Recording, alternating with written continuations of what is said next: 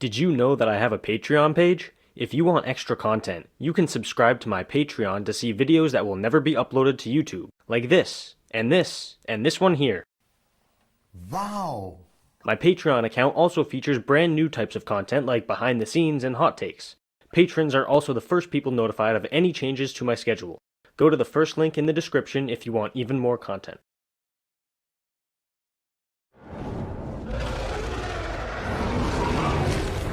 Take the elevator up, I hit the top and then I freeze. They won't look me in the eye, see them shaking at the knees. They throw caution to the wind, I point a pistol at the breeze. Giving game away, don't make a little bread, you referees.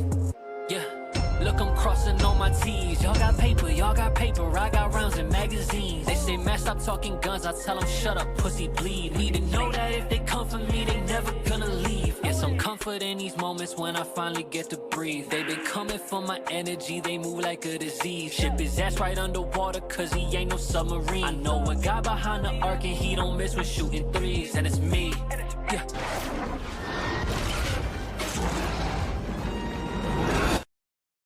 Thinking you could show me anything that hasn't happened previously. Oh, you meant previously on The Mandalorian? Then say so. Is he really complaining that this title card didn't specify the show? You're really that desperate to find anything to sin in order to stretch out the runtime of the video?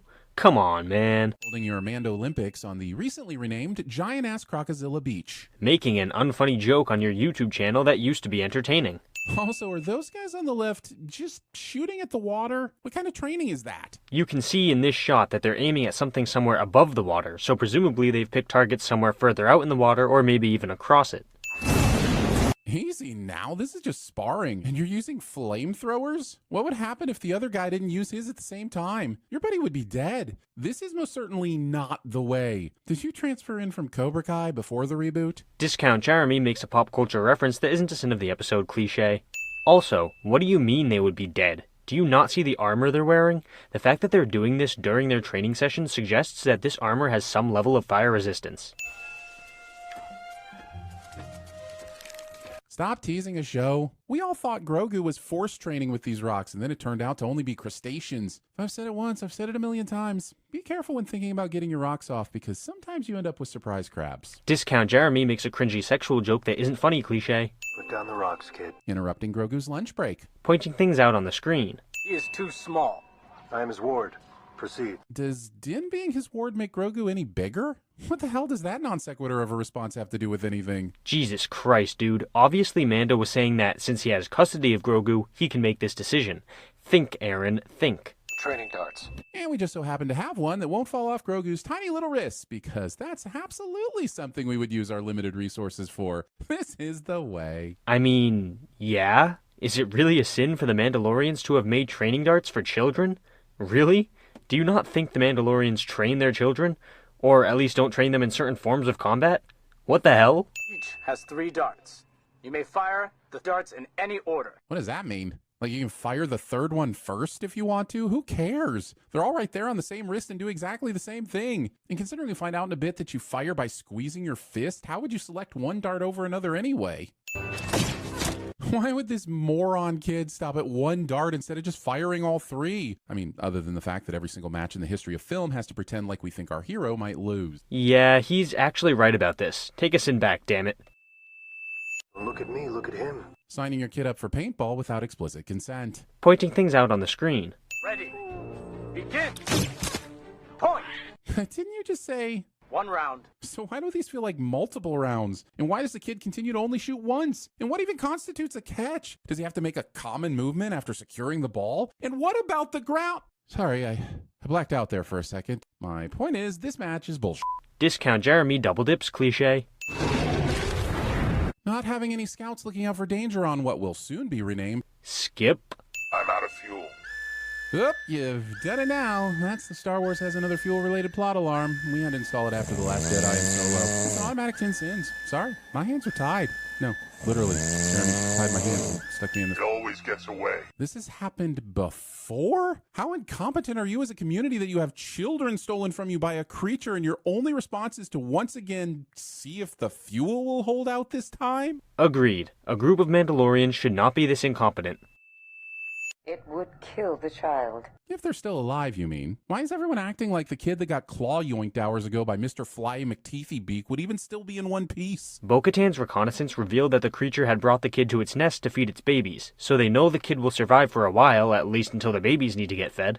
You are too young to join them. So please, stay back here with me on what has proven to be a very safe location. I mean, it's not safe, but it is safer than hunting down a juiced-up pterodactyl. Just as we shaped the Mandalorian steel, we shape ourselves. Mandalorian steel? You mean Beskar? Why not just say Beskar? And if she had said Beskar, you could make the argument that she should have said Mandalorian steel. See why this sin is dumb? We all begin as raw ore. Giving the birds and the bees talk, but using a very inaccurate euphemism for seminal fluid that might confuse Grogu. Discount Jeremy makes a cringy sexual joke that isn't funny cliché. Oh, look, another flashback to Order 66. It's only been shown in Episode 3, Clone Wars, Rebels Bad Batch, previous Mandalorian episodes, and Jedi Fallen Order. Better get one more look at the Jedi slaughter just in case we missed something. Do you want Order 66 to become the Batman pearls of the Star Wars universe? Do you? That's a terrible analogy. Batman's parents getting murdered is a scene that's gotten remade a bunch of times, whereas Order 66 hasn't been remade, only expanded upon. We've never seen this specific part of the Jedi Purge before this show. Seriously, point me to the scene in Revenge of the Sith where we see Grogu escaping the temple. You can't do it, can you? Don't worry. We're gonna meet up with some friends of mine. And I'm telling you this now without any other details so the fans will speculate and we might get a social media bump from it. So you wanted him to launch into a TED Talk about who his friends are and why they're important? While getting chased by the clone army? Really? You will grow into this rondel as you grow into your station, Foundling Grogu. Are you sure about that? Yoda and Yaddle didn't seem much bigger than Grogu. He might not grow as much as you expect. But he'll still grow. Yoda and Yaddle are both significantly bigger than Grogu, even though they're smaller than the average human. Any closer and it will hear the ship. How do you know its exact hearing range? Are you an expert on all winged life? Tell me, Bo-Katan, what is the average airspeed velocity of a laden swallow? Maybe she just estimated a safe distance and added a few miles just in case. That would be the smart move if you don't have an exact number at hand. Stealing a shot for your Fellowship of 7 from the much better Fellowship of 9. Discount Jeremy makes a pop culture reference that isn't a sin of the episode cliché. How do you eat when other people are around? How are you just now asking this? Is this the first time you've been hungry when people were nearby? I mean, yeah. They haven't been here for that long, and she probably just ate by herself before now. Can we pretend the kid they're saving is related to Han so I can make a free Solo joke? Discount Jeremy makes a documentary reference that isn't a sin of the episode cliché. What the f***? Well, I see somebody rated the old costumes from the Dinosaur sitcom. How long had those been in storage, since 1994? Yet another pop culture reference. Excuse me, waiter. Skip. Come, Grogu. I don't think he needed to be told. His dad just got back from the war. Of course he's going to see him. There are whole YouTube channels dedicated to this kind of shit. What's your point, Vanessa? And we have brought you 3 more foundlings in need of care and training. Is that so? That fake-ass laugh. All I want for my birthday is a scene showing the moment one of these idiots was like, hey, why don't we bring those 3 giant baby human eaters back with us in the ship? And then the others were like, heck yeah, Frank, what a baller idea. Certainly we've got everything we need with us to make this happen. And it makes so much sense in every way. Long live the genius mind of the Frank. Can replace what's missing, but not with its modern refinements. What modern refinements? It was a regular shoulder pad. It's not like I had a mini Darksaber built into it. She probably meant something along the lines of a modern style, but it doesn't matter to the story, so I don't know why you're sending it in the first place. Careful with the sparks there, Armorer. There's not enough time left to accidentally trigger another expositional flashback. And why is that a bad thing? I love how he just acts like flashbacks are bad, but never explains why. If you don't provide any evidence or logic, how can I agree with you? But it was real. She's not discounting what you saw, Bo-Katan, but you're not exactly providing any proof either. And this would be like someone telling me they saw Nessie. Cool story, bro, but until you provide some footage that isn't a blurry photograph of murky water, the best you're going to get from me is a vague congratulations, a vacant smiling nod, and a quick look for anyone else in the room I can go talk to. She doesn't have any proof, though. She saw it very briefly while she was saving Mando's life. She wasn't doing a photo shoot with the damn thing.